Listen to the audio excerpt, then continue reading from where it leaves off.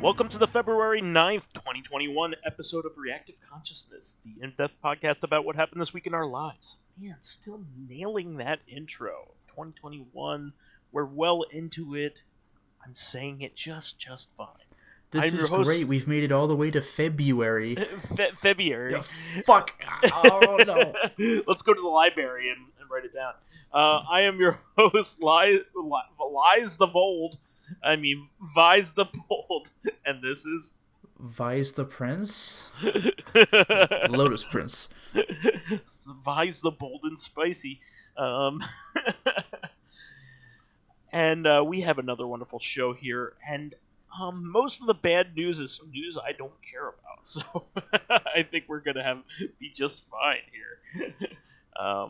But I guess off the top, our biggest news item is something that doesn't interest me in the slightest, and this is almost as shocking that this was going to happen. Yeah, this is just as surprising to me as when Queeby died. The Ouya has stopped manufacture. In fact, my God. Actually, the Ouya lasted a lot longer than I thought it did. Huh. But it just didn't have anything exclusive. I mean, it had Towerfall, and that was it for a while. And then Towerfall wisely was ported to everything. Yeah, what else. if we went to systems that people actually owned? Yeah. So, and that game is worth buying a system for, by the way. Towerfall is pretty damn great, but Google Stadia is shutting down its internal studios, so it is not shutting down as a service. Of course, if you are a subscriber, and there will be plenty of third-party games released as part of the service. However, all of the internal games, all of the exclusive games, and stuff that Google was working on personally will be ceasing, and a lot of people lost their jobs in this reckoning. But I mean, I think the relative indifference towards the service has kind of been at the forefront of all this.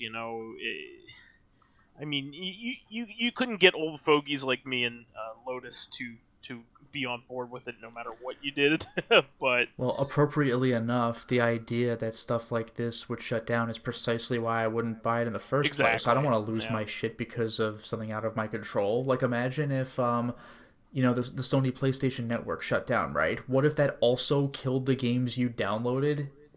No thanks, man.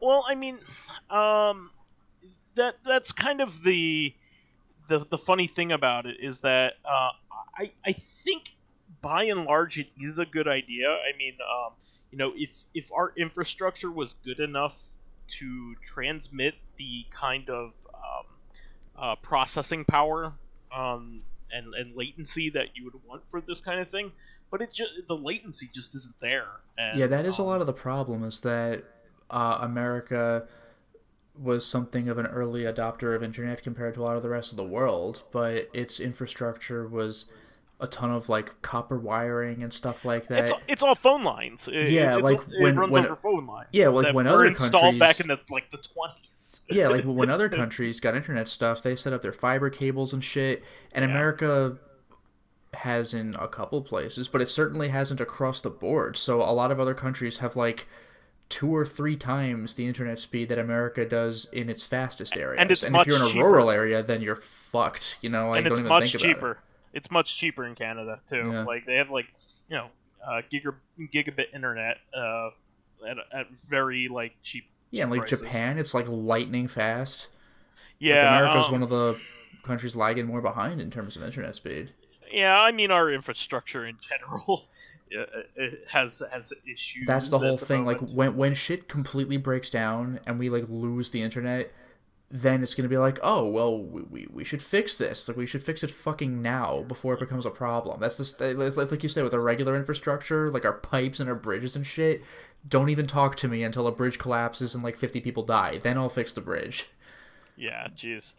But I mean, I could have, we all could have seen this kind of thing coming. Also, Google has hot button issues, and then it it gets rid of them. I mean, like Google has had some really, like, Google Reader was like one of the best RSS feeds around, and they totally got rid of it. People were really sad when that went away. It's because, like, when they like Google Plus, they when they lose interest in an initiative, they really lose interest in it.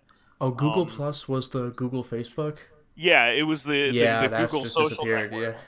yeah. They have plenty of other things that kind of use all their stuff, but I mean, by and large, I mean, why would you want to run a social network these days? Like, seeing how bad it can be, I certainly wouldn't want to be policing a social network. I would think it would be way too many headaches. If I was going to try to release something that, like, was competing with YouTube, I like, just think about all the crap, like illegal crap people upload. Like, why would I want to deal with that headache of having to report people to the police? Well, coming from the other way, though, I mean, a lot of the reason a lot of social media sites are such crap is because they're not policed nearly as much as they should be. So it's like policing it would fucking suck, but if you did, then they'd be a better place to patronize. Yeah. Frequent, whatever the word is. Yeah, but this is a shame because they kind of started off, like, pretty strong, but they don't. I can't even think of any exclusives that they have or anything like that. Like, I can't think of anything. I even like Apple Arcade had stuff on it that I was interested in at once upon a time, like Exit the Gungeon. I was really excited for, and then and Shantae Seven Sirens. Yeah, things like that. But Google Stadia just has, like, even as a concept, I mean, if it ran better, it would be something that I like. The latency was good, and it delivered an experience that keeping up with technology would be very difficult for me to come up with on my own. Sure, maybe that might appeal to me, but the latency's not good, and it's just the performance isn't there. So, and there's, like, a whole bunch of other Stadia, like, Fallout things happening right now as well. Like Terraria, which is, like, one of the biggest games of all time. I think it's. I read somewhere that it was, like, the 18th best-selling game of all time. It's up there. Which makes sense because it's Minecraft is number one. Yeah, it's kind of a 2D Minecraft, and Minecraft is the number one best-selling game ever. And by a lot. Which is amazing, considering some of the real bangers that some systems have had. Yeah, Sims and Wii Sports, I think, are up there, but Wii Sports, I think that's like Super Mario World. It's like, I guess it counts. It does count because it's what gets people to buy a platform. Yeah. Without something like a Wii Sports, like, the Wii wouldn't have nearly been as popular, and being sold as a package, like, was a the good main move. reason for people. And I hear that actually wasn't the case in Japan. I think it was. Oh, in the almost US. everywhere else, it wasn't sold as a pack-in. Huh. It was basically a U.S. thing. U.S. Has pack-ins when Japan, I don't think has ever had a pack-in unless it was, like, a special. Like, America's always had a pack-in since, like, the NES. I don't know about Atari. They didn't have that back then. They didn't have it, like, back in Japan. They didn't have a pack-in. Huh. Whereas, we had all kinds of NES packs. We had the one with Duck Hunt. Mario Duck Hunt. Yeah, my own first system was it came with Sonic the Hedgehog 2 with the Genesis. Yeah. In Japan, you can't even get an AC adapter with your video game console. You have to buy it separate. Nuts. Well, I think it's because they have to skirt some kind of, like, consumer electronics law. Okay. It's specifically because you can't, like, with the power adapter, like, if you're just buying components, if you're Yeah, if you're if it came with buying a it power all. adapter, it would count as a different kind of machine and it would apply with some certain Exactly. tax. It's like how Yeah, all yeah, video games exactly. are considered gambling in Brazil, so there's like a law around that. So you gotta like, that's why the Genesis is still popular there, because if they bought a new system, it'd be like $1 billion. Well, I think there's an even different thing on that. They have it has to be manufactured in Brazil in order to avoid the really bad taxes over there. So Okay. what they do is is a common thing. They'll do something like finishing, which is basically they send like the console in like three different already assembled parts and then like easy to assemble like Yeah, a just like a single Lego set where hunk. you put the last piece in. I Yeah, did it. I exactly. worked on it. Yeah, That's a yeah. great It idea, was though. That's manufactured like, in Brazil. no, that's Yeah. perfect. That really is like the ideal way to circumvent a law. You can't say I didn't do it. Fuck you. Yeah, I think they do that with cars and stuff to say like it was manufactured in the United That's States or great. whatever. That's Yeah, like that is absolutely something I could see America doing. yeah. Yeah, because like you know all the shit was made in China. Get out of here. Like, Yeah. come on. But they said that their entire port to Stadia, Terraria's entire port to Stadia is canceled because Google locked out the developer out of their Google account. Yeah, for reasons that he does not understand, because he hasn't violated anything, he says, and he's been trying to contact whomever at Google for like 3 weeks, but in the meantime, he's lost his account, like his email, for like 15 years. Like that's crippling. All of his apps on his Android. Yeah, like over $1,000 worth of like stuff with apps. Not to mention, I don't know why the fuck they did this. People are still pissed about this, but like the fact that you have to tie your YouTube account to Google, so that would screw you out of that too. I don't know if this guy has a YouTube account, but if he did, I mean, mine's attached to my email and all that stuff. Well, all of ours are. They have to be. Yeah. So yeah, this is bananas, especially considering like this is not just like some chump developer. This is like I was gonna mention that too. Like, Yeah. what if I had a problem with Google? Like, I can't get through to a customer or to a human who could help me, and like this fucking guy can't. Like, well, the rest of us are screwed, I guess. Yeah, this is insanity. He can't get to like all of his developer tools that are saved on like Google Drive kind of stuff. Like all the stuff that he uses in order to develop. Yeah, this is a downside of tying everything to one property. It's very convenient, but should anything go wrong, it hits you everywhere at the same time. Yeah, it has no local backups of that kind of stuff. But because of this, he's just like straight up canceling. Yeah, fuck Google, fuck Stadia, exactly. and whatever other property may have been working with us. We're done. It's pretty crazy. I'd imagine that this eventually gets ironed out, but like I'm sure it will, because like now he's made a spectacle of it, because 3 weeks of private talk didn't do jack shit. But he's probably done. I mean, the funny thing is though, like, I don't know how many people have been waiting for however many years Terraria's been out on every platform. Yeah, I've been waiting for the Stadia port. Now I'm disappointed. I mean, one of the things about like Terraria is that it frequently has like gigantic updates like that really change the game a lot. So I mean, I could understand like somebody being pretty upset because like a newer version is not on something that's easy to play. That's remote like that. Like this would be the perfect thing to play on Stadia because like it doesn't require like hefty graphical kind of stuff. No. So, it looks like a 16-bit game or something. Yeah, exactly. And again, by design. Yeah. So yeah, that's pretty crazy. Now to like some of the like better stuff here. Yeah, every single thing that we're otherwise going to mention is good to awesome news. Well, there's one slight bummer. There is one thing. Yeah, let's just knock that out real quick. So the slight bummer is that Prince of Persia: The Sands of Time remake is delayed indefinitely. Like not the bad kind of delayed indefinitely. Like it's delayed until it's done. Is what they basically have been saying. Yeah, due to COVID and not due to development hell. And that is actually a good thing. That's a good excuse as any, yeah. They're making sure that the game is good. They're making sure that people can operate on safely, remotely, and all that kind of stuff, and they're not crunching. So Yeah. I mean, I don't see a problem with it. That's fine. I do look forward to the game coming out too, Oh, me because too. Prince of Persia: Sands of Time was like One of my kind favorite of games of that era. Uncharted before Uncharted. It was one of Nolan North still. Well, that was Nolan was North? the prince. Yeah. What? Yeah. Back when he played He's a much at more least one of subdued them. straight man role. He's at least one of the princes, I think. Wow.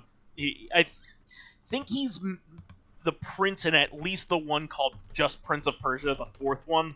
Oh, well, that's not part of that trilogy. Yeah, I know, but I'm not sure whether he's in the trilogy too. Because, like, the new one, that was more of a Nolan North kind of role where he's like a wisecracker, but in the trilogy, he was much more of a straight man.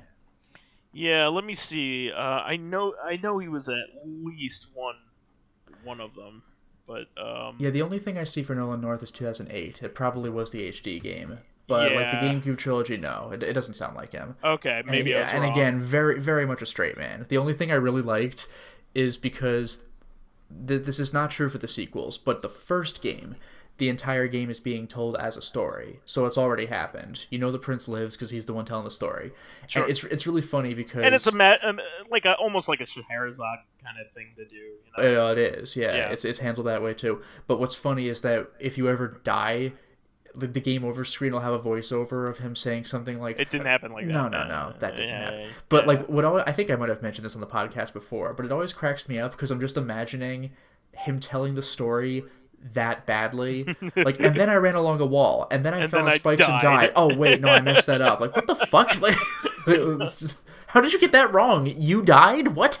My only problem with this kind of project, and you know, this is a minor gripe, but like, I just hope that it's popular enough to get the other two to be remade. You know what I mean? Like, the whole trilogy. I wish it came as a full trilogy. Yeah. Yeah, especially because the combat in the first game is pretty bad. Like the second game went too far in the other direction. It became a edgy, hardcore, like emo early 2000s Prince, where it was like mostly about the combat. The third game is like a perfect marriage of everything. Yeah, the third game really is like, we've gone to either extreme, let's try compromising. Because the first game was just great with its spectacles really and set pieces and puzzles and the time and the mechanic. Acting. But the combat was oh my god, the music. Yeah. But the combat was pretty jank. Yeah. Like, I mean, it was playable, but like, when you play it today, like, oof. It was all about the puzzles and the platforming. And yeah, fighting was like an inconvenience and a nuisance. The second game, the fighting was way better, but you're like, I didn't buy this game for the fighting specifically. I liked being chased by the time monster. The Dahaka? Yeah. You know what's cool about the Dahaka? Do you know what his gimmick was?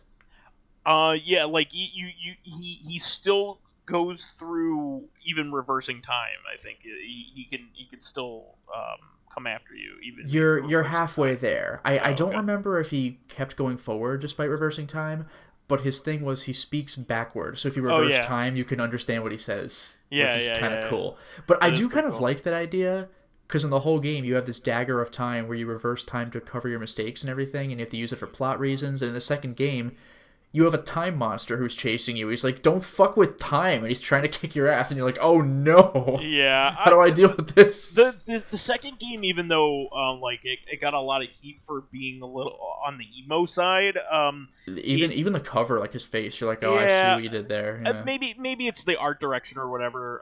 It was generally darker, and he had darker hair, even though he was already a brunette, and he had the hanging over his face, and I'm so bad. Yeah, like brooding. Yeah. The Breaking Benjamin era of of Prince of Persia, but I really like that game. It's a good game. It's just it leaned too heavily in the other direction. Oh, you're saying our combat wasn't good? Let's focus a Prince of Persia game on the combat. Like, look at even the old Prince of Persia. Combat was in it, but like, it's not a fighting game. Yeah. It's fencing, and like every encounter like had consequence. You know. Like one enemy was pretty scary. Like that. How do I deal with this guy? Exactly. So a lot of the combat, especially in speedruns, is you engage. You do that thing where you each rotate around the other, so you're on the other side, and then you just run your ass off. Yeah. Now, keeping along with the remakes of stuff in this kind of era. Now it's all good news. Mass Effect Legendary Edition, which is the remastered collection of the original trilogy, will be has a release date and everything. It's May 14th. Yeah, my brother's birthday. Yeah, very nice. This is a good birthday present. This will have almost all of the DLC. I was gonna mention that there was like one piece of DLC, a single one from the first game, something like that. The arena. The good news though is that I think well, you just said it. Yeah, it's basically just combat missions you can do without. And the reason it's not there isn't because of like business shenanigans. Yeah, they lost the source code. Yeah. So which means that my PS3 trilogy is vastly superior to this remaster. Get it out of here. But first of all, the combat in the first game isn't all that great. So like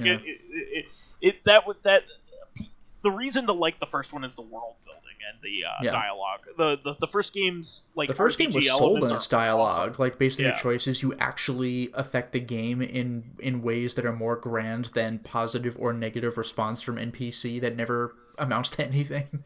Yeah, and I really love this entire trilogy, so I can't wait to hop on this because I was looking for kind of an excuse to replay it. Sure. It's also going to be remastered for 4K, which is not a surprise, but also like that's really pretty cool. There's going to be UI improvements, so it's not just going to be straight up what they gave you the last time. They're going to modernize it. Speaking of improvements, by the way, you're saying modernized, but there's also standardized, because I didn't know about this at the time, but I've been reading into it recently, is that if you choose a female shepherd, they obviously expected you to choose male shepherd in Mass Effect 1. Yeah. So like FemShep just like she looks like the second choice in that game, and she looks progressively better across the games. Yeah, she looks good in Mass Effect 3, but kind of like in Mass Effect 1, but now they've made it work for all 3 games, I believe. Yeah, they're also fleshing her out in that game a little bit better, and they are making genuine gameplay enhancements and combat enhancements and everything for the first game, because the second game was a huge leap in terms of really everything. The graphics, the gameplay, the production value was way higher in the second game. Sure. And the third game continued with that, so it wasn't as big of a leap to the third game. But you know what's a major detraction though, is that in the original PS3, Steam 360 version, I forgot which game it was. It might still be one. If you ever had FemShep sit in the man spread style, you could see it per skirt, and there were a lot of gratuitous shots of what's her name, I forgot, who starts with an M, of her ass. And that's going to be removed in the remaster, Miranda, and that's going to be removed in the remaster, which means it's a 0 out of 10. Oh boy, that's the one reason I buy a video game is to see something that I could easily Google in 1 second. About curvy butts being toned down. Yeah, stupid sexy Miranda. Come on, stupid sexy Miranda. She really does have that exact look too. It's right in the camera's face. It's like, really. I mean, it's a different time than it was back then, and it's a lot better for it. And there is a large female player base of Mass Effect. Mass Effect Trilogy was played by a lot of girls. Yeah, and, who would have guessed that women like video games? If only we had 40 years of figuring this out. If only you could pick a fleshed out female version, and play it through an entire trilogy, which they did. So I with one of the best voice actors ever, is Jennifer Hale. She's awesome. She's she's amazing. I forgot that. Yeah. Apparently, the preferred is evil FemShep. Evil FemShep is the best acting out of all the different versions of all the different ways you can go. So Paragon, is it? Yeah. Well, Paragon's the good side, so yeah, Renegade. Renegade is evil. I do kind of like the idea where you're not a straight villain as a Renegade. You're just an you're asshole an anti-hero. I'll save the galaxy, but also fuck you. Put up with my personality because I'll kill whoever I want on the way. And screw over whoever the hell I want on the way. But I'm gonna. I'm saving the universe. Just shut the fuck up. Yeah. Yeah. It's exactly. great. Yeah. I mean. get shit done. But yeah, go cry to someone else who's not the hero of the entire universe. Thank you. Bye. yeah, I mean, like some of the Renegade options are kind of heartbreaking. Especially what you can do to Grunt, you know what's the name of the race that's kind of like the Klingons in that? You're talking to the wrong person. Oh, okay. You never ended up beating it. I never ended up playing it. Oh, well, this will be perfect for you. It's completely worth it. Yeah. It's one of the best experiences in any video game. I was honestly kind of soured by it once I played, of all games in the world, Silent Hill Downpour, or no, Homecoming. Why? Where you're given moral choices, but it doesn't tell you, this is the good one, this is the bad one. It's like, if playing that's your gripe, that's a... No, it really is, because if I'm playing Mass Effect, and it's like, how do I do the Paragon roll? Oh, I choose the option that says Paragon. Oh, well, alright.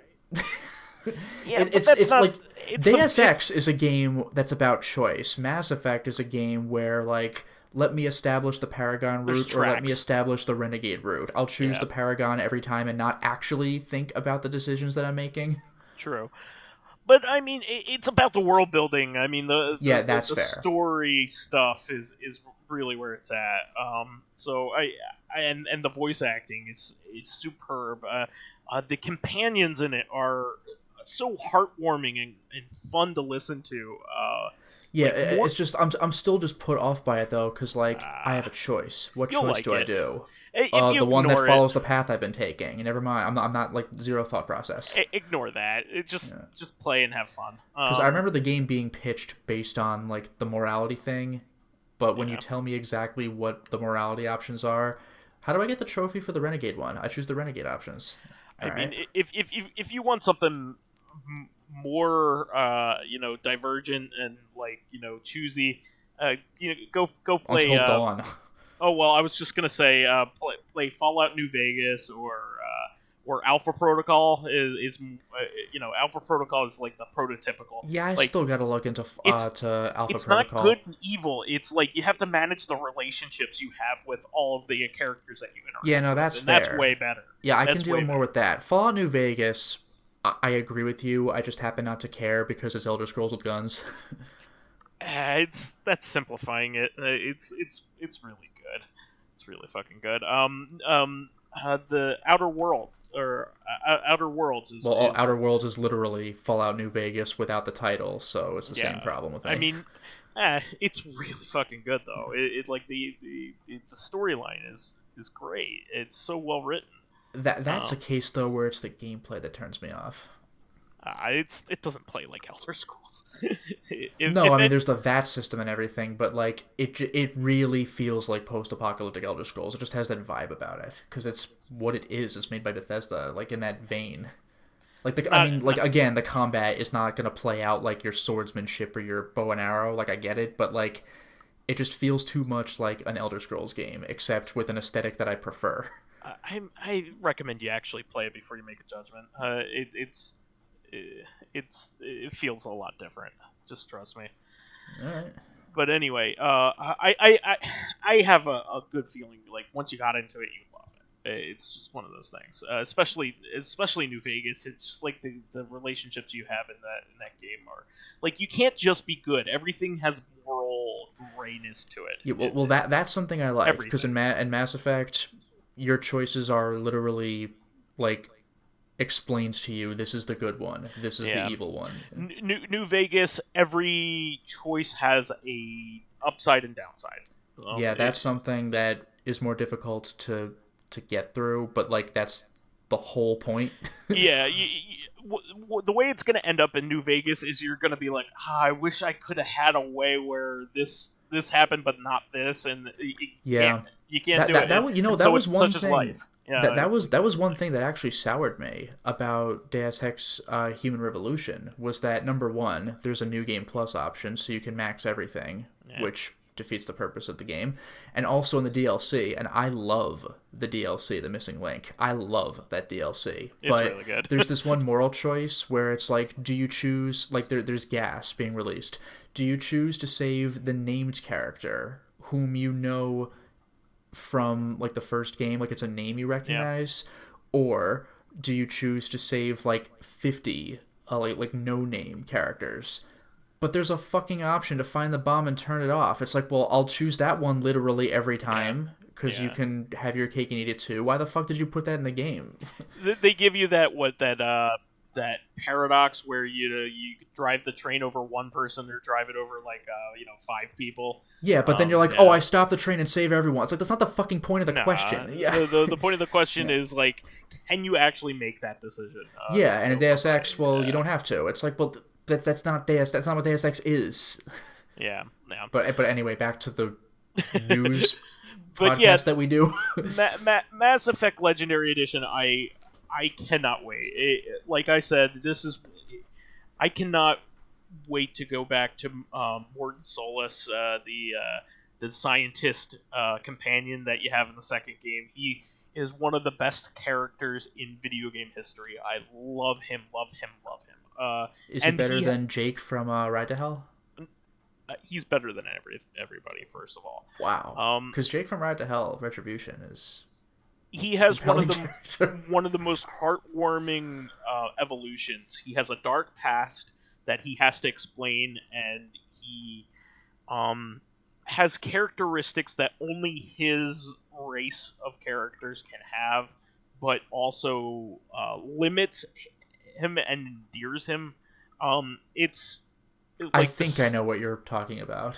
I don't want to ruin it because I'm not going to say it out loud, but I think I know what you mean. The evolution of his story is just so satisfying. It's so good because he feels remorse for something he did in the past, but he only has something like 40 years, like a 40-year lifespan of his race. So he's like an old man that has like done terrible things, but has to somehow atone for them in a short amount of time. And it's just, and he's Spock, but like a Spock that made a bad decision at one point. That he very, very much regrets.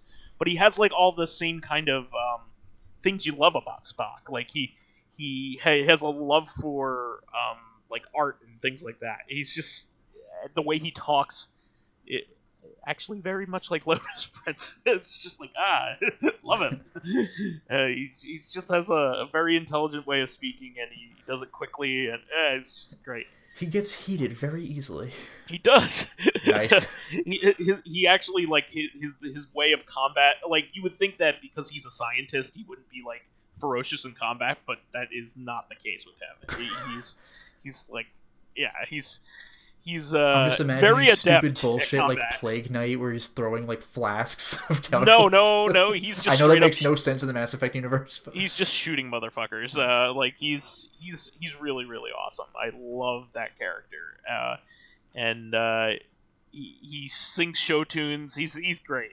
Sings show tunes. He does. It's like my mom.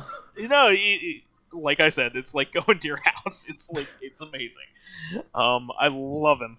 But he, I can't wait to go back to him and all the other companions because, like there's a race of characters that's like a Klingon, and you have like two of them. I forget what his name is. There are Worf. two of them. There's one of them's called Grunt, and the other one's called Klaus or something like Kraus. I forget his name. I don't know. But let's just say Worf. Those characters are awesome and in their own way. They have distinct personalities. The love options are great. I mean, it's just all good. It's all good. But anyway, moving on. This one you wanted to bring up, so I'll let you go with that. Yeah, this is something we actually forgot to mention last week, but it cracks me up that this is the second time that something has been discovered about Donkey Kong 64, like, over a decade later. Like, the last time someone brought something like this up, there was one of those multicolored coins that you can find from doing your super pound move on one of those dirt patches. Yeah. And there was one of those dirt patches that was obscured by grass, so you would never find it. So somehow somebody found it like a decade later. But now we have another thing that was found over 2 decades later, which is a push-button code in the game. And people suspect it was a developer thing, and I don't know if it was supposed to be an actual code.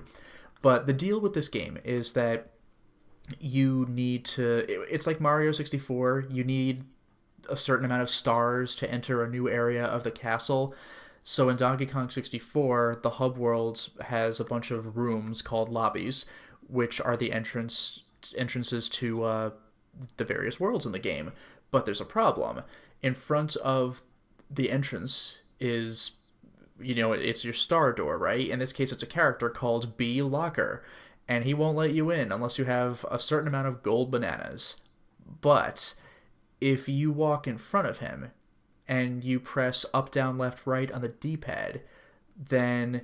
Why would you ever do that? yeah, using the D-pad on an N64 controller, are you mad?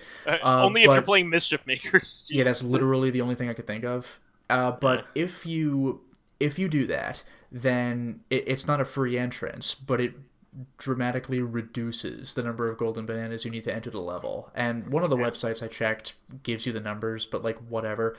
But it's much lower than you would normally need to enter the level. I believe the lobbies refresh when you leave and enter them. So if you were to leave and come back in, I think the numbers would reset, but you could just type the code in again. But once B-Locker is gone, I think he's gone. Like, he doesn't come back and let you in every time. He just vanishes once you pass his requirement. So it's just an amusing little thing. Like, that's it. Someone figured this out. Wow. It's not like it's a PC game and you could break into the code. I suppose you could dump the ROM or something. But it's just funny to me for a console game. Yeah. And kind of going in, actually the same company here, GoldenEye 007. Yeah. We actually kind of hot off the heels of our Bond coverage. Yeah, right. They leaked an almost complete prototype of GoldenEye 007 that was on the N64, but a 360 version of that. Yeah, the HD remaster, which amusingly, by today's standards, would require another remaster. I'm trying to think of games that had that were remastered twice. Like, I don't know, Kingdom Hearts 1 or something. But just GoldenEye 64 in HD, which is absolutely insane. With modern control scheme and stuff like that. Yeah, so from what I've heard, it includes some stuff from like a beta that wasn't available on the 64, but it's also missing some stuff that was. Like, I think there might be no cradle or something. It's not a 100% complete game, like you said, but it's pretty damn good. It's something like 85 to 90, so that's like really, really good. Yeah, it's up for there. A proto. Yeah, I don't expect to beat the story mode or anything, but hey. It's really well fleshed out, and you can beat almost everything. So, I think that's really exciting. You could play it on a modified Xbox 360 or an Xbox 360 emulator. It runs really well on. Yeah, someone on my Facebook had been posting screenshots. I can't believe I'm playing this game on my PC. Like, that's pretty fantastic. Yeah, and this is like an official, game too. So this, even though it's a leak, this was something that was going to be produced, Yeah, and it would have sold like hotcakes too. People couldn't get enough of GoldenEye, and with controls that people would actually tolerate today, people would flip. Yeah, I mean, like you can get that at least with the original Perfect Dark game. You could play that on Xbox, the series systems. Oh, the Ray replay. Yeah, or you can get like the 360 version of that, and it'll trickle down. Still, yeah. So it's just really neat. I mean, the thing about GoldenEye is like it's hard to go back to because the frame rate's bad, and the frame rate is bad. the frame rate is really bad. There's a lot of fog. The dam. There's a lot of fog. The control scheme is ancient. And speaking of the frame rate, by the way, like, watch what happens if you get hit by anything, or if you blow up a lot of stuff, where it's just like 3 frames. So this remedies all of that, and it's fun to play. I saw somebody No. play this. Remedy was Alan Wake and Max Payne. Oh, thanks. Hey, Max Payne 2, yeah. Control, jeez, but yeah. This is really cool news. I mean, and it's out there. This apparently somebody had gotten this because the developer of it.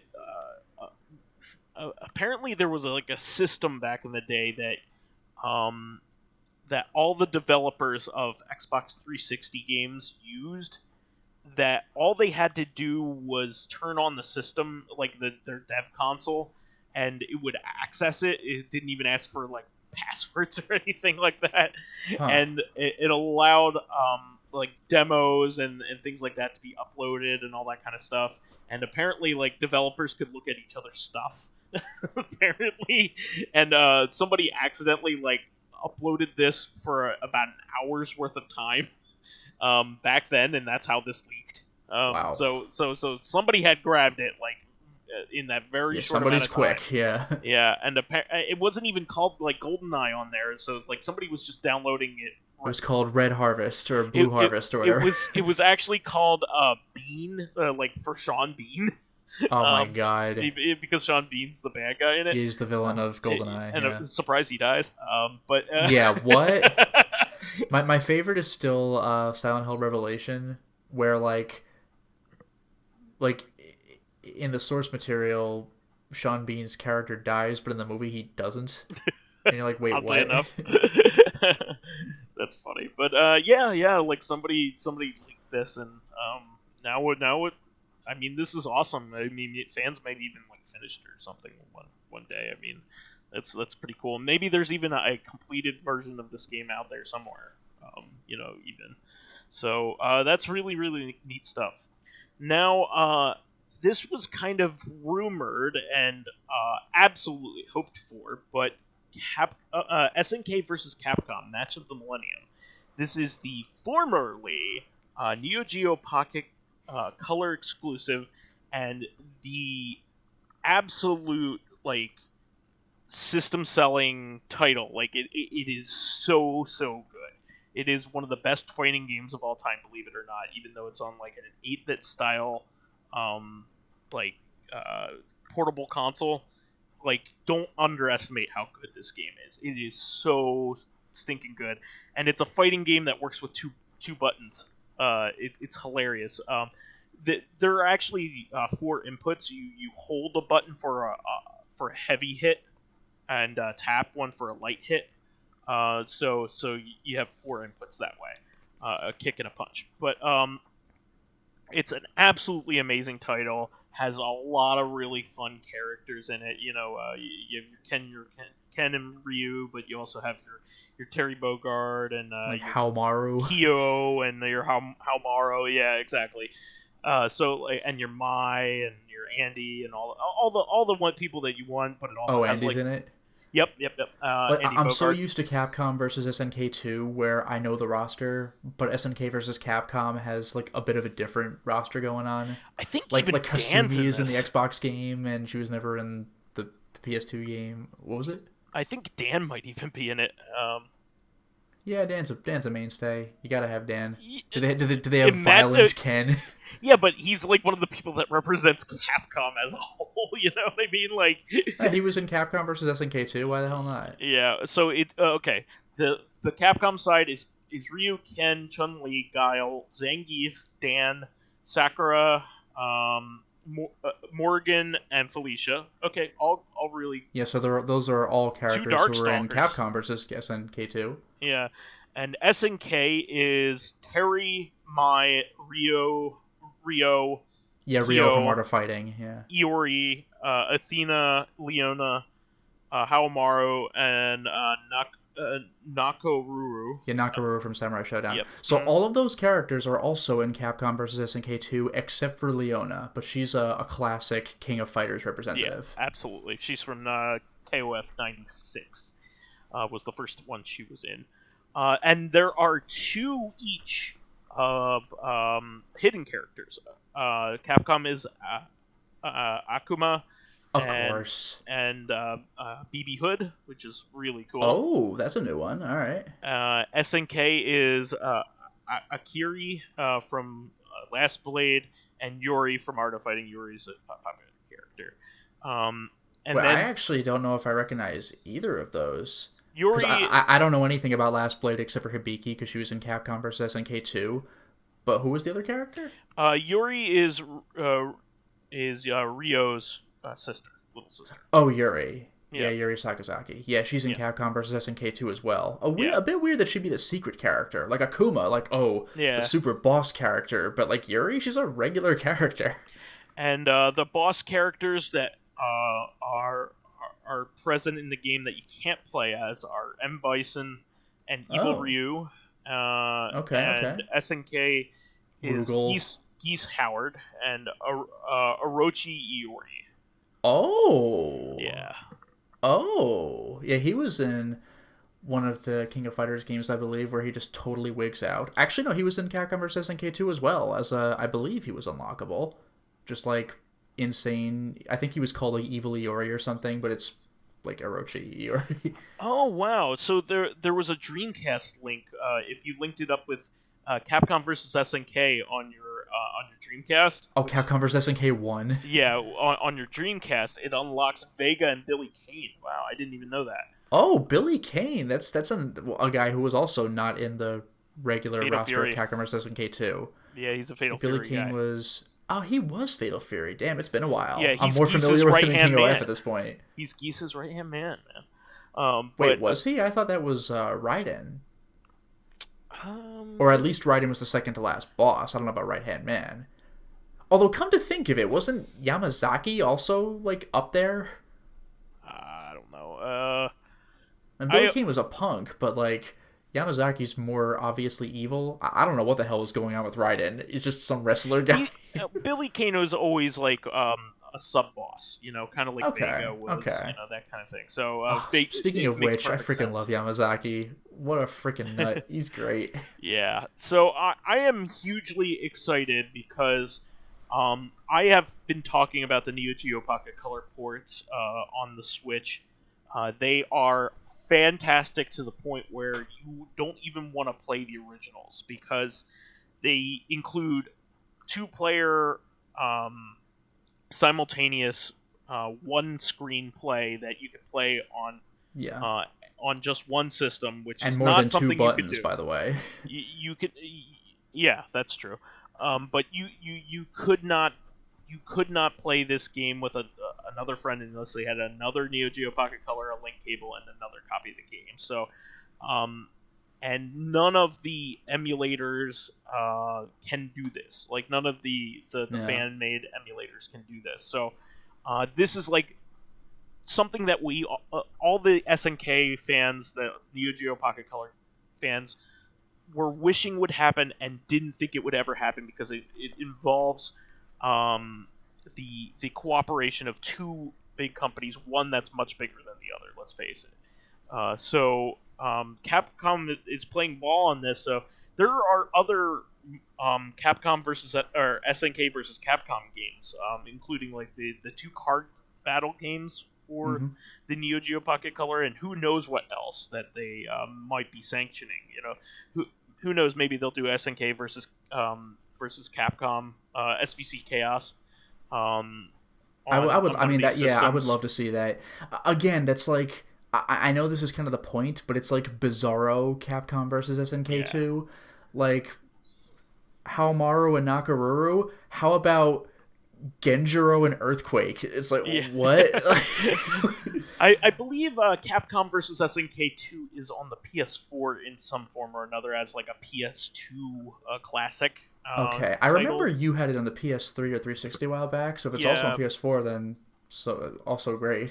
Yeah, I'm not entirely sure about that. I know it's at least on the PS3. So, but that would like getting those two games, the Capcom versus SNK games, going would be really cool too. So especially Capcom versus SNK 2. That's the Also, I will point out good. one thing that's weird on the Capcom versus SNK 2 side. I already mentioned that in SVC Chaos you could play as Kasumi, which kind of threw me because she fights like her father, and I was like, oh, you're playing as her? But at least she was like in Art of Fighting 3, I think, as an opponent.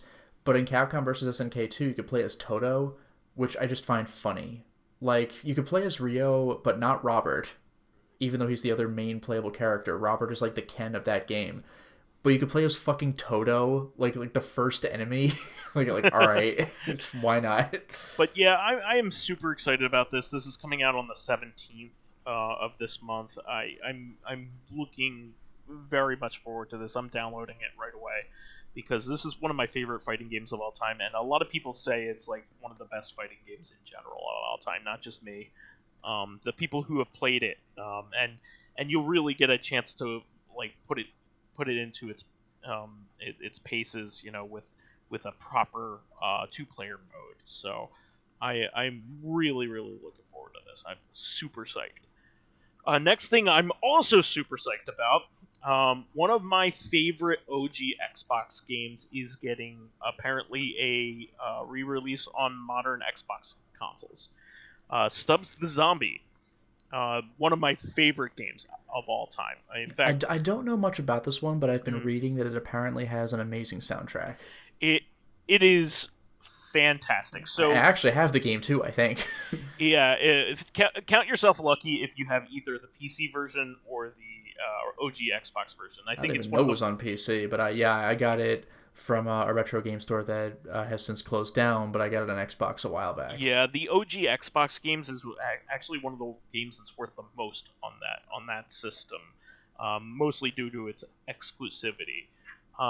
It was made by former Halo devs, the original Halo, and it's built using the Halo engine. It's the only other game that uses the Halo engine. Wow. Halo. And it is a third-person action game where you play as the lone zombie, taking over a retro-futuristic town.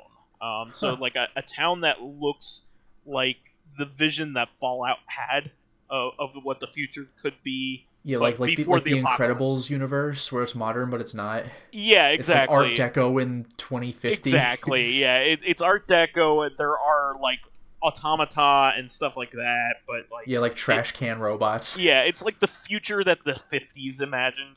If you ever pick up one of those 50s, 60s like $1, like they'll say on the cover like 10 cents, like sci-fi novels, like the crazy drawings you'll see on those with like the bubble cars and shit like that. yeah, just like the Homer mobile, yeah, right? Yeah, exactly. But yeah, so you play as the only zombie around, and you are the bad guy unequivocally, but like it's funny.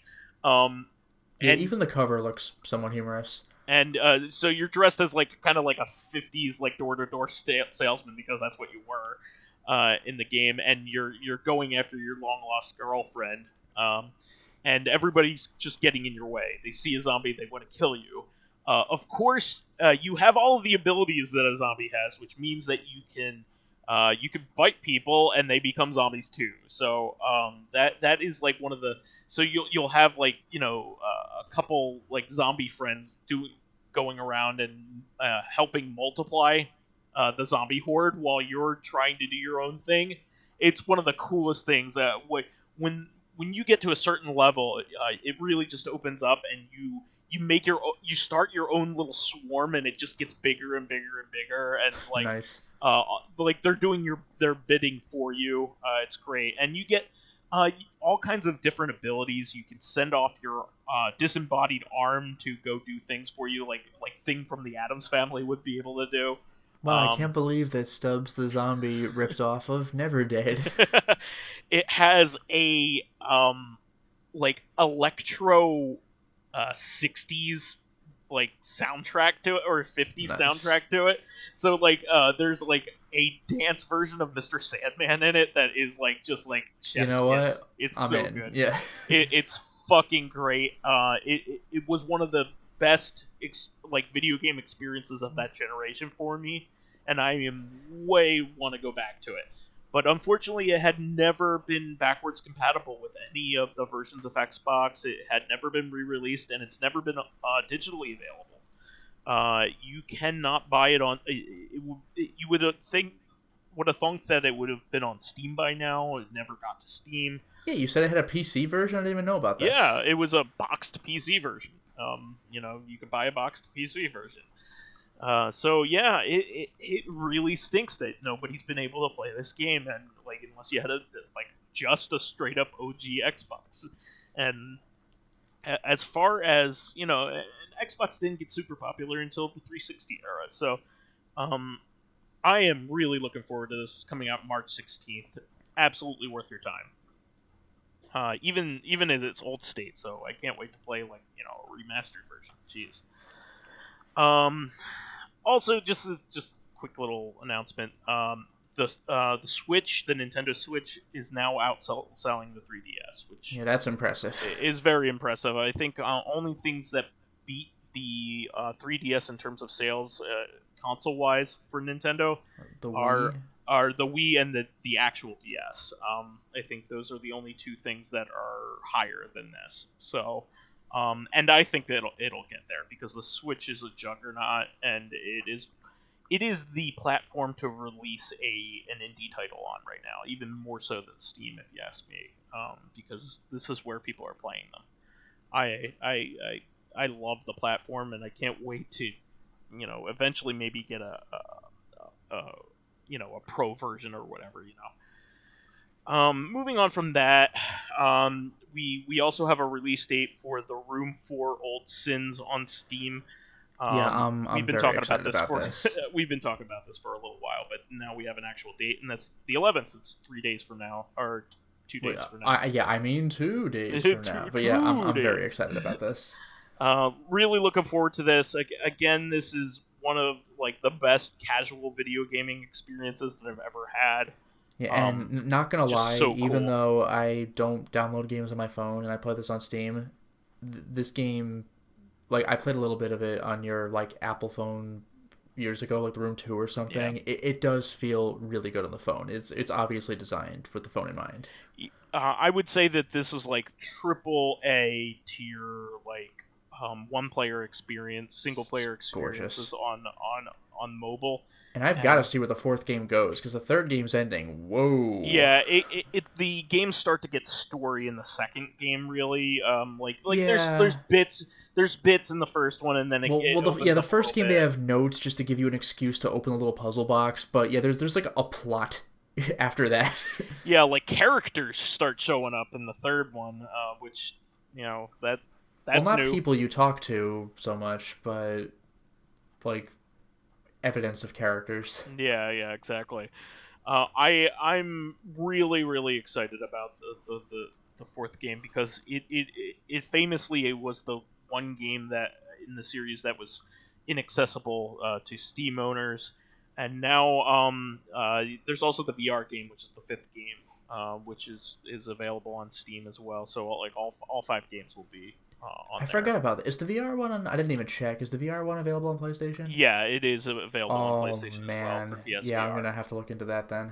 Yeah, no, these games, I can't even explain how satisfying it is to play a game where you have like a puzzle box and you are just poking and prodding at it. Yeah, the animations are what sell it too. Yeah, like you believe that you are opening and manipulating these things.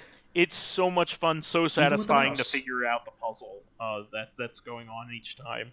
Yeah, it is true. Like, even for some of the somewhat easier stuff, you feel like such a genius whenever you get to whatever the next step is. Like, yes. It's just one of those things, and it's similar to kind of like it's a casual experience. So basically, you don't have to be a video game player to even like these kinds of things. Even it's my like mom almost would love not a video game. Like it obviously is, but like I mean, so like it gets to a point where it's too grand scale. But like theoretically, this could be a real physical thing that you manipulate. Yeah, exactly. It's just so much fun. Also, this was a pretty nice surprise. Judgment is getting a remastered version coming out on modern. The more modern platforms, PS5, Xbox Series, and Stadia. Yeah, Judgment is freaking brilliant. It's in the Yakuza universe, but it has like 0 ties with Yakuza. That game exists almost entirely in a vacuum. It's a great entry point to the series if you just want to like not have any baggage whatsoever.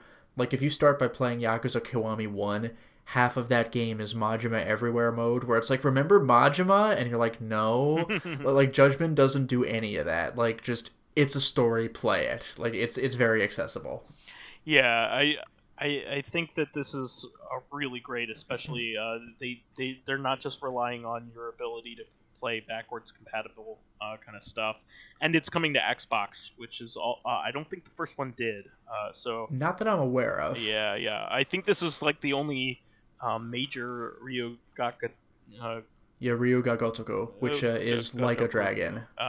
Game to not hit Xbox yet, because I think all of the mainline games have made it to Xbox as of like only a couple weeks ago.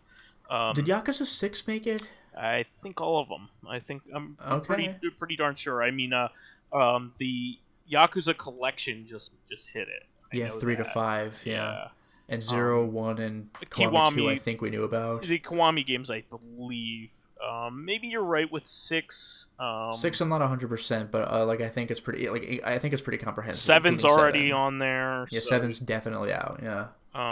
No, it's on Xbox One. So okay. Yeah, all of them, all the major ones. Wow. All the mainline games. So. But no Dead Soul, so really, it's not worth it. no Fist of the North Star.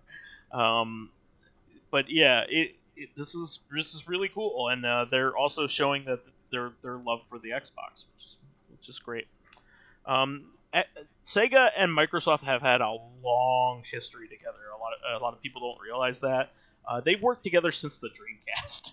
Yeah, I was gonna mention like Dreamcast, GameCube era, where GameCube and Xbox respectively got like half of they each divvied up the ports of the Sega games. Yeah, like GameCube was like, I'll take Billy Hatcher. I'll take Billy Hatcher and Skies of Arcadia, and Xbox was like, okay, I'll take Jet Set Radio Future and Taxi Driver. Or not Taxi. Or Crazy Taxi. Crazy Taxi 3. Yeah, Robert De Niro's Taxi Driver. Crazy Taxi 3, Sega Rally, Panzer Dragoon Orta. And both of them got 2, Phantasy Star Online. Shenmue 2. Yep. There are tons of great. And GameCube got Sonic Adventure 1 and 2. Outrun 2. Outrun 2006. Yeah, exactly.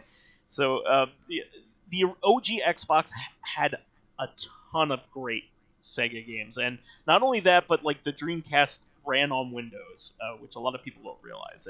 Windows ME. CE. Remember that? Oh, CE. That's CE. Right. Yeah, ME was Millennium Edition. Windows CE. Yeah, Windows CE. So you could play. It's the backbone of what the Dreamcast online system.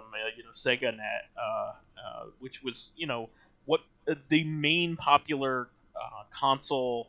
Online service before Xbox Live. So yeah, it still weirds me out that I play Skies of Arcadia Legends, and when I look up like a walkthrough, I get to certain parts of the game that I always took for granted on the GameCube, and they were like, "Oh, this part you're doing right now is DLC on the Dreamcast." Like, what? Yeah, it was like the first console with DLC. It was nutty. I think there are proto examples of stuff like that, but the closest I can think of, this is kind of cheating, but there's like that Nintendo Satellaview or like the Sega Channel, but like that's fudging it. Yeah, no, this was a widely used platform. A lot of people Dreamcast used the online features to play things like Quake 3. Yeah, and again, Phantasy Star Online. Phantasy Star Online. Like that's not just a name; it was online. Exactly. So, like, a lot of people play PSO. I like so much so that they had fan servers running on that. I played it back in the day on the GameCube. I played it offline, but the GameCube actually had some kind of like net adapter. Yeah. I think like exclusively for that game. The GameCube still has an exclusive Phantasy Star Online game. The third game is still exclusive. Oh yeah, Card Revolution. Yep. Moving on from that, I told you about this. I don't know whether you listened to it or not. I did. Isn't it good? Oh yeah. So we talked about the Giga leak of like a ton of like Nintendo internal files and things like that. It had like prototypes of like Super Mario World, where like like Mario's riding Yoshi in a different way and things like that. A different looking Yoshi, and like there's just tons and tons of stuff that was found here, like old versions of Pokemon source code, like all that kind of stuff. But they also like mined it recently for uncompressed sound uncompressed sound samples that they used to make the Super Mario World soundtrack. So when you're playing it, it's heavily compressed. Yeah, here's the thing. Like a long time ago, when I put up my Resident Evil 2 comparison video of the various ports, one of the things I did was point out that they put 2 CDs worth of content on a single Nintendo 64 cartridge, and you can tell when you hear characters talk, like you hear the popping of the S, like, oh, sorry, Leon, like that kind of thing. And you might not think anything of it if that's the only version of the game you played, but if you compare it to the PlayStation version or the GameCube version, where it sounds clear, it's like you're hearing a whole different game. It's like that with the Super Mario Restored soundtrack. If you look up some of these tunes, you'll recognize the melodies, but you'll be hearing it for the first time. I personally recommend looking up Fortress with like the organ music that like dun dun dun dun dun. Like it's good. excellent. It hits so hard. So I was like, this can't be that different. Like, it's pretty different. I did not know how compressed this shit was. Like this is what you grew up with. This is what it sounds like. But like, imagine going to the developer's house and listening to them playing the instruments. It's like, oh. Here's the thing. Like, the Genesis had what's called the FM synthesis Yamaha sound chip in it, which generated all the sounds. The Super Nintendo had the ability to make its own music and stuff, but it also had the ability to play samples, like way better than the Genesis ever could, and it used it heavily in its music. So they composed the entirety of some soundtracks, including like Zelda and Super Mario World, with just samples. You're listening to a raw version of this, and it sounds beautiful. It is gorgeous. I don't say that lightly. I'm telling you, listen to Fortress with the way it opens. It opens like the strong. Reverb on it, and god, it's so good. Like you'll think it's some kind of hack or something. Yeah, it sounds like somebody recreated it. It sounds like somebody recreated. Do you remember those old YouTube videos where people just redid songs like Mega Man X2 soundtrack if it were on the Genesis? Exactly. I did these songs over with the FM shit. Like it's like it sounds like somebody redid the songs, and they kind of did because people worked, like they manipulated the songs to kind of uncompress it and restore it. I've heard people do that with like traditional band music as well. What if I got rid of this? This is the actual source materials that were used. It's great.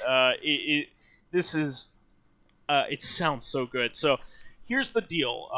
People are begging for what's called an MSU1 hack. That would be on this revolutionary. So MSU1 was a theoretical Super Nintendo chip that is used in 2 places: an emulator called Higan or BSNES. It's called Hagane. It's very expensive. Hagane.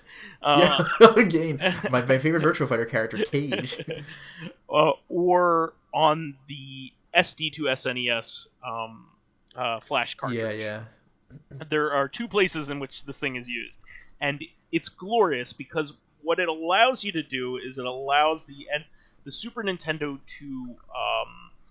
to stream CD quality music from a flash cartridge. Yeah.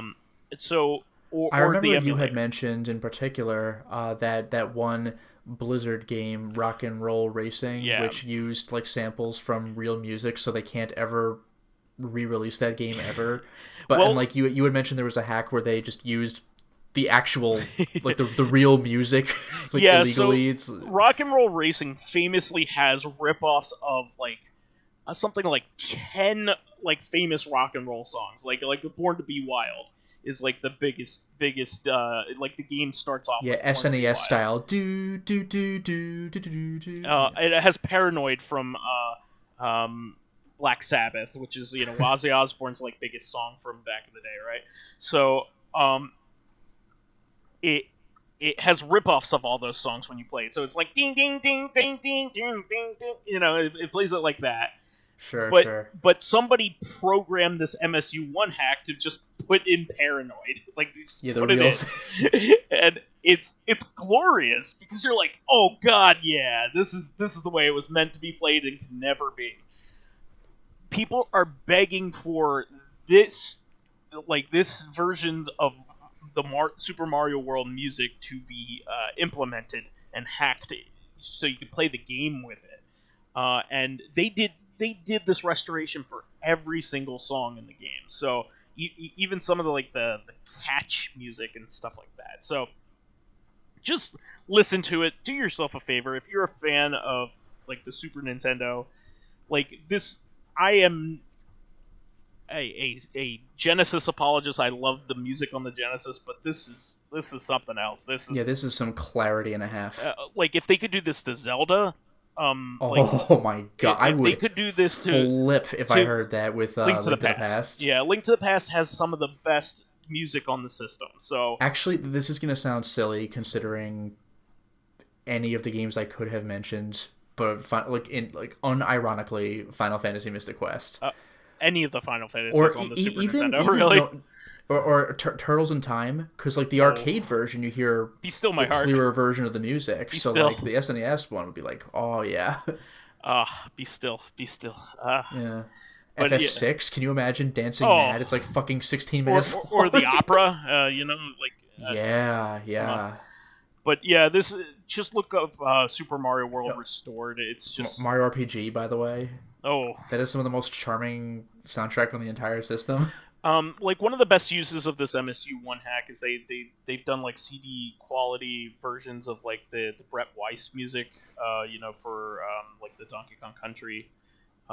David Weiss. David Weiss. I'm sorry. David Weiss. Wonderful music in Donkey Kong Country 1 and 2. So, speaking of which, I think we might have mentioned this before, but yeah, you just said Donkey Kong Country 1 and 2 because someone else did the music for 3. He did Donkey Kong Land 3, right? Donkey Kong Land is basically like a Game Boyified Donkey Kong Country, so there's just 2 completely different Donkey Kong Country 3 soundtracks, which is amazing. That is amazing. So, yeah, just look this up. And getting back to like some Dreamcast-y kind of stuff. Sure. I did not know this existed, but there was apparently a single French-only Dreamcast game, which is news to me. Taxi 2. Huh? Yeah. So people with a keen memory will remember a movie starring Jimmy Fallon and Queen Latifah called Taxi. Like back in the early 2000s, that was poorly reviewed and they made terrible. A video game sequel. Hold up. What the fuck? It's tangentially related. So, the guy who made Fifth Element, Luc Besson, right? Yeah. The professional. The guy who made Valeria. He made Valerium. Yep, you're very right. Valeria, right? Valerium. I might be a little off. I don't quite remember, but it sounded like that. Yeah, Luc Besson has made some really great movies over time. I really like those 2 in particular, Fifth Element and Valerian. But he made a French-only action series called Taxi. And it was kind of like almost like it was just basically car chases, and there's like there's a conceit to it, but like it's like the Transporter almost. It's like an action but car centric series, sure. And they're big hits in Europe, and like that one with Queen Latifah and Jimmy Fallon is an American remake that was botched. Okay. So it's tangentially related, but apparently they made a Dreamcast game based off of Taxi 2, which I didn't even know about, and it got an English fan translation. So I can't wait for the English localization to be a total botch job and ruin the game. Damn, this sucks too. Why did I even get into this? Yeah, look up Luc Besson. He's made some cool stuff. He made that movie Lucy a little while back.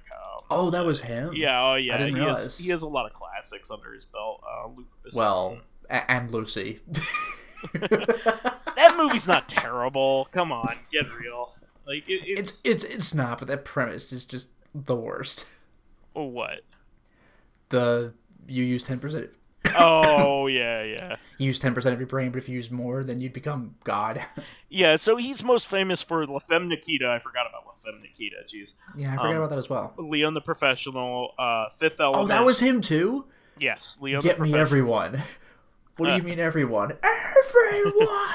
Oh, The Gary best Oldman scene is a ever. fucking monster in that That's movie. the one thing I know about that movie. It's already the greatest movie ever made. Yeah, he's either directed or produced the movies that I'm going to be talking about. Okay. Wasabi, he's produced a lot. The Transporter, there you go. Oh, Are you fucking kidding? there you Oh go. man, best movie ever made. He Actually, Transporter 2 is the best movie I ever really made. like the Transporter. Well, the first Transporter is really good. Well, the first one takes itself somewhat seriously. The second one is It's goofy as fucking fuck, yeah. dumb, and it knows it. Yeah. Yeah, Taxi 2, Taxi 3. Let's see here.